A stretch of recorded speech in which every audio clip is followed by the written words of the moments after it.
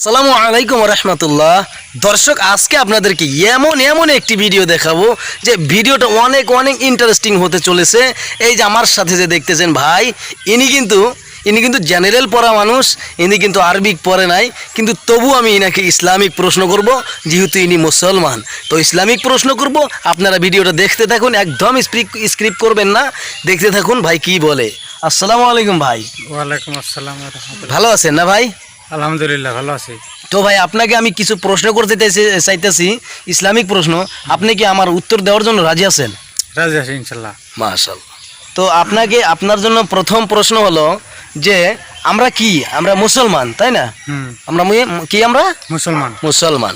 যা বলবেন একটু জোরে বলবেন, ঠিক আছে? হ্যাঁ। তো মুসলমান যদি আমাদের মানে খলিফা কয়জন আছিলেন, মানে খলিফা কয়জন খলিফা আছিলেন সেটা একটু বলবেন, যে খলিফা কয়জন আছিলেন। খলিফা সময় আছে আপনার জন্য। 4 জন। কয়জন? 4 জন। দেখেন, আপনি কিন্তু একটু ভেবে চিন্তে বলেন। 4 জন। এটা কি আপনি মানে সঠিক শিওর যে এটাই 4 জন হবে? শিওর, আমার জানা মতে আমি শিওর 4 জন। আচ্ছা, তো 4 জন যদি মানে 4 জনের নাম কি কি? হযরত ওমর রাদিয়াল্লাহু তাআলা আনহু, হযরত ওসমান রাদিয়াল্লাহু আনহু, তারপর হযরত আলী, আর কয়টা বললাম? 3টা। সেটা আপনি তিনটা বলছেন। 3 জনের নাম মানে বলছেন।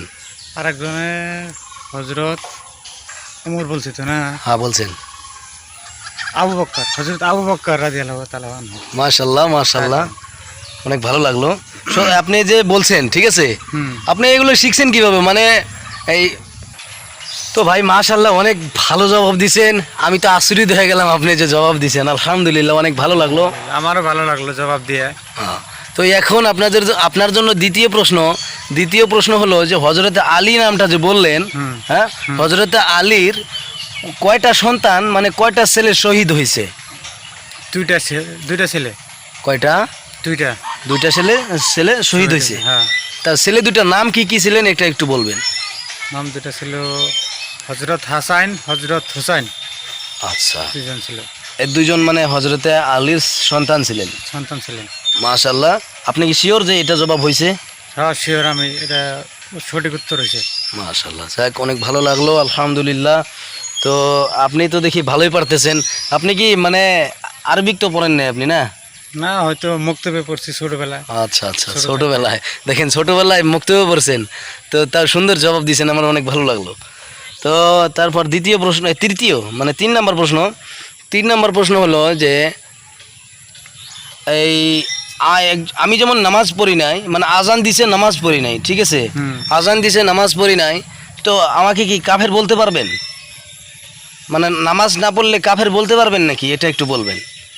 আপনি ডাইরেক্টলি মানে অ্যাকশন, মানে ডাইরেক্ট টার্গেট করে আপনি বলতে পারবেন যে আমাকে কাফের, এরকমভাবে বলতে পারবেন নাকি? আমার মনে হয় বলা যাবে না, মানে বলা ঠিক হবে না। কাফের বলা যাবে না। কি জন্য বলা যাবে না? তার মানে কাফের বলা যাবে না এই জন্যেই, ও মুসলমান, ও কলমা পড়া মানুষ, কলমা পড়া মুসলমান, মানে কলমা পড়লে ও মুসলিম হয়ে যায়। তারপরে নামাজ, রোজা, হজ, জাকাত, এগুলো হলো করণীয় কাজ, কর্তব্য, আল্লাহর হুকুম। কিন্তু যখন কলমা পড়া হয়, ও মুসলমান হয়ে যায়, ও কখনো কাফের থাকতে পারে না।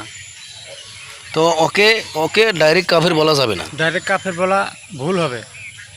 কিন্তু আজান দেওয়ার পরে যে ব্যক্তি মসজিদে গেল না, যে ব্যক্তি নামাজ পড়লো না, সে তো কুফরি গুনার মধ্যে রয়ে গেল। হ্যাঁ, ওটা কাফের না, ওটা গুনার মধ্যে রয়ে গেল। হয়তো কুফরি গুনার মধ্যে রয়ে গেল।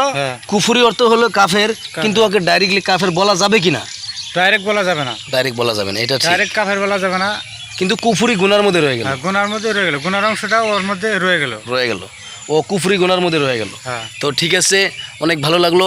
দেখেন ভাই, একজন মানুষ যদি আজান দেওয়ার পরে যদি মসজিদে না যায়, নামাজ না পড়ে, সে কুফরি গুনার মধ্যে রয়ে যায়, সে কাফের বলা যাবে না, তাকে ডাইরেক্ট কাফের বলা যাবে না, যেহেতু সে মুসলমান, কলেমা পড়ছে। তো ঠিক আছে, আসসালামু আলাইকুম।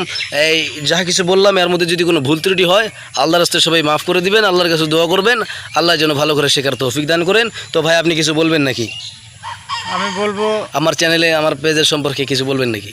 হ্যাঁ, আমার মানে আপনার এই পেজে হয়তো ভালো পেজ, একটা ইসলামিক পেজে ভালো ভালো ভিডিও করার জন্য চেষ্টা করবেন। হয়তো দোয়া করবেন। আমরা আশা করি ভালো ভালো ভিডিও এই পেজে আপলোড করবেন, আমরা এটাই দোয়া করি। তো আমার ভিডিও তো আপনি দেখেন না? হ্যাঁ দেখি, আমিও ভিডিও দেখি। ঠিক আছে, আমার পেজে তো আপনার ভিডিও একটাও ছাড়ি না এখনও, কিন্তু এটা হলো আপনাকে নিয়ে ফার্স্ট ভিডিও বানাইলাম এই আমার পেজের জন্য। তো অনেক ভালো লাগলো। ঠিক আছে, আমি আশ্চর্য হয়ে গেছি যে আপনি জবাবগুলো দিচ্ছেন। ঠিক আছে, তো এখন আসসালামু আলাইকুম রহমতুল্লাহ। সবাই ভালো থাকেন, সুস্থ থাকেন, এই কামনা করি আল্লাহর কাছে।